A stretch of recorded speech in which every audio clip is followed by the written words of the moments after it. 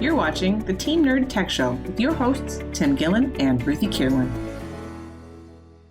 The minimum distance in between these satellites in some cases will be on the order of, let me take a look here, 3 to 5 kilometers, right? So you're passing goodness. within, just a few miles. Razor thin. And there's a lot of space up there, right?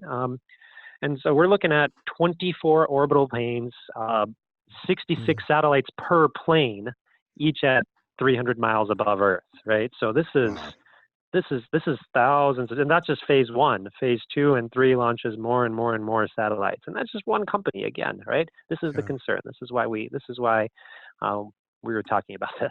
Yeah. But again, it's going to be really good for small business. It's going to be really good for internet access if you're unhappy with your current internet access. Well, and if you're in a spot where you don't have many options too, that's where it's going to have a real, if it does what they say it will do, it'll end up taking, there's another, by the way, we were, one of my cohorts who was out at the Stargaze with me, he and I were chatting about this. And I said, okay, what's going to happen then as this gets going? Let's say it works pretty good. Well, it's great if you're in the UP, it's great if you're in Montana, it's great if you're in West Virginia, you can't get any good landlines. But if it's going to be good for them, it's going to be good for people in New York City, good for people in Midland, Michigan, and Traverse City, Michigan.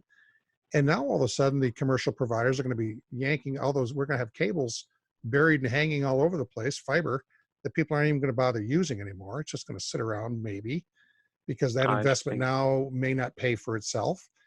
And then everything goes to satellite. Now we've got all of our eggs in that basket, where the landline stuff that we have with fiber, I mean, we are connected with Europe with transatlantic cable, and with Asia with trans-Pacific cables that are fiber from continent to continent. Is all that stuff going to be started to be rendered not as necessary? And then what's going to happen to those investments? And are they going to get just overlooked over years? I mean, I may be stretching some of this, but these are all things that would seem to me, because the reason those people put those up is because they have somebody to sell it to. And if you're all going to buy the stuff up in the sky now, that's going to all change. I just think it's interesting. I think there's a lot of unknown variables that are going to be drifting along, which may not be a bad thing in the big picture. After a certain amount of years, if we all shift to this for internet access, everyone agrees that's a better way to do it, that might be fine. But it's not like it's just going to kind of happen. This could have a really monumental effect on everything. It really could have. Yeah. It seems at the moment like there's a lot of variables. There's just a lot of unknowns and variables that would be cause for concern for anyone. Yeah. Yeah.